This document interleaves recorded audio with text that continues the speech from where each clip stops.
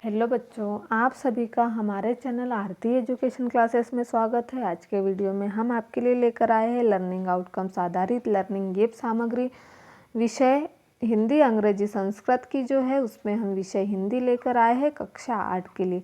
यह जो learning outcomes आधारित लर्निंग गेप सामग्री हमें मध्य प्रदेश राज्य शिक्षा केंद्र भोपाल द्वारा जारी हुई है, जिसमें लर्निंग आउटकम्स आधारित लर्निंग गेप सामग्री कक्षा 8 है, सत्र 2022-23 खंड अ विषय हिंदी। तो देखिए बच्चों, हम यहाँ पर लेकर आए हैं आपके लिए छंद विधान।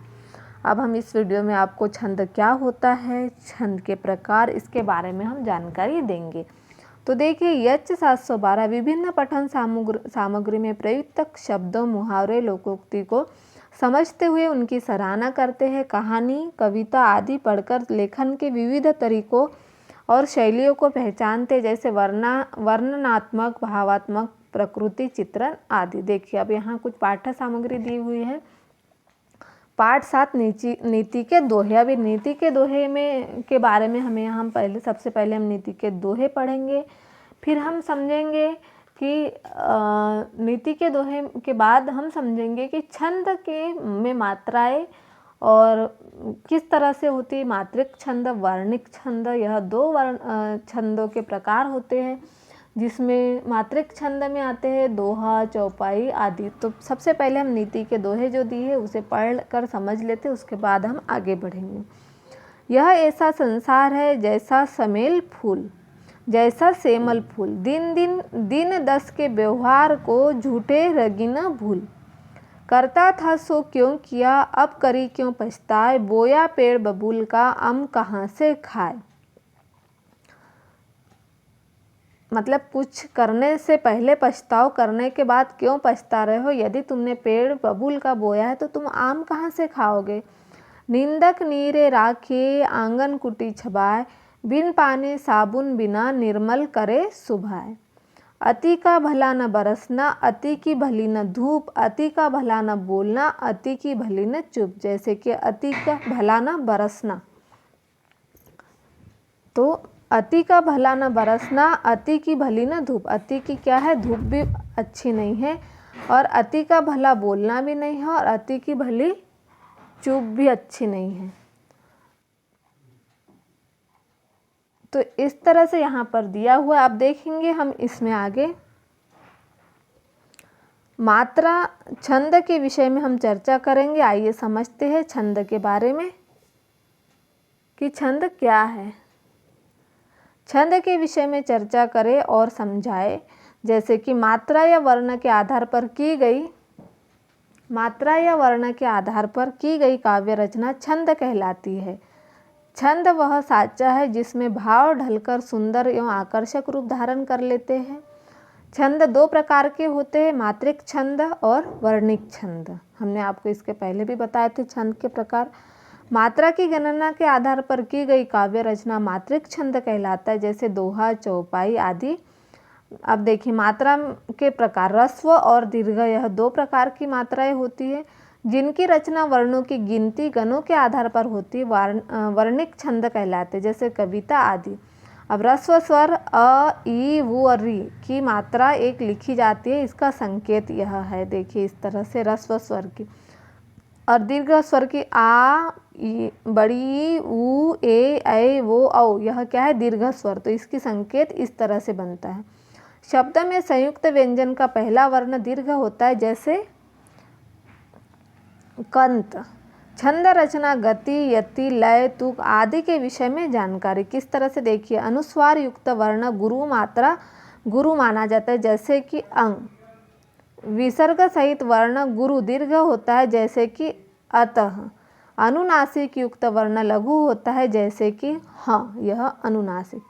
और छंद के अंग चरण 5। छंद की प्रत्येक पंक्ति में 2 चरण, समचरण और विषम चरण होते हैं।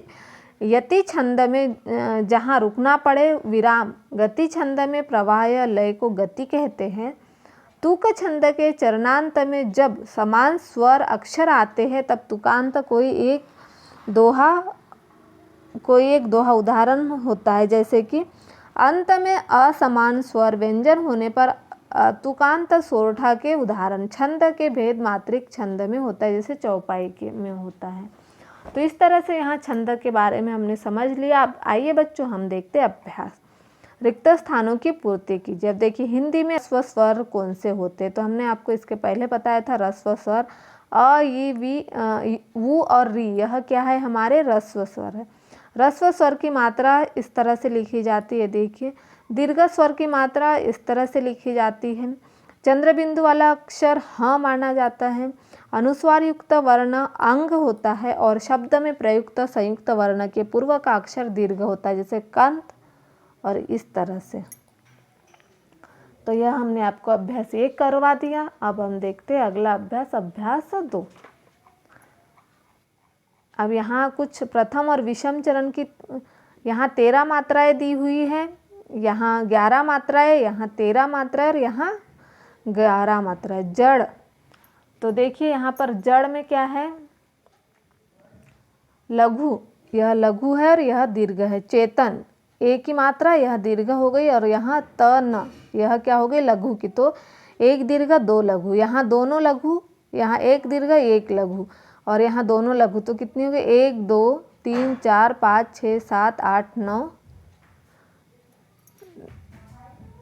10 11 12 13। तो इस तरह से यह 13 मात्राएं हैं। यहाँ 11 मात्राएं द्वितीय और समचरण में, विश्व किन करतार में यहाँ 13 मात्रा और यहाँ 11 मात्राएं, परी हरि बारी विकार। तो यह क्या हो गई, हमारे 13 मात्राएं हो गई इसमें। अब देखिए दी गई पंक्ति किस छंद की है। अब जो पंक्तियाँ दी है वह किस छंद से दी गई पंक्तियाँ, दोहा मात्रिक छंद की। जो पंक्तियाँ दी है वह मात्रिक छंद की है, क्योंकि इसमें मात्राओं के बारे में बताया है। फिर इस छंद में कितने चरण है, इस छंद में 4 चरण है। जड़ चेतन गुण दोष में, विश्व किन करतार, संत हंस गुण गहई पै, परी हरि बारी पिकार। यह क्या हो गया, 4 चरण। विषम चरण कौन कौन से है, प्रथम और तृतीय क्या है, विषम चरण है, क्योंकि उसमें 13 मात्रा है। जैसे जड़ चेतन गुण दोष में 13 मात्राएं और संत हंस गुण गहई पै में 13 मात्राएं है, इसीलिए यह विषम चरण हो गए, प्रथम और तृतीय। द्वितीय और चतुर्थ चरण क्यों क्या कहते हैं, द्वितीय और चतुर्थ चरण को हम सम चरण कहेंगे, क्योंकि जिसमें 11 मात्राएं हैं। विषम और सम चरणों की कितनी कितनी मात्राएं, विषम चरण में 13 मात्राएं और सम चरणों में 11 मात्राएं होती है। अब देखिए यहाँ पर मूल्यांकन दिया हुआ है, तो हम मूल्यांकन किस तरह से लिखें। करत करत अभ्यास के जड़मती हो सुजान, रसरी आवत जात ते सिल पर करत निशान। इस उदाहरण को पढ़कर समझकर निम्नलिखित प्रश्नों के उत्तर लिखिए। यह कौन से छंद का उदाहरण है, यह दोहा यानी मात्रिक छंद का उदाहरण है। जैसे करत करत अभ्यास के जड़मती हो सुजान, रसरी आवत जात के सिल पर करत निशान, यह मात्रिक छंद का उदाहरण है। इस छंद में कितने चरण है, इस छंद में 4 चरण है। देखिए 1 2 3 और 4, एक चरण यहाँ तक, दूसरा तीसरा और चौथा, यह 4 चरण।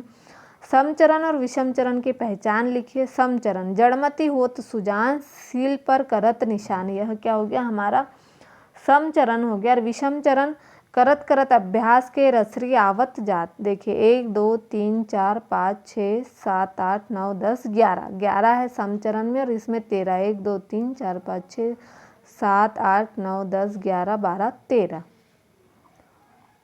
प्रथम चरण की मात्राएं गिनकर लिखिए। प्रथम चरण में कितनी मात्राएं हैं, 13 मात्राएं हैं, हमने आपको गिन के बताई थी। और द्वितीय चरण की 11 मात्राएं हैं। फिर है प्रश्न नंबर 6, दोहे के चरणों में पहले और तीसरे चरण में कितनी कितनी मात्राएं होती।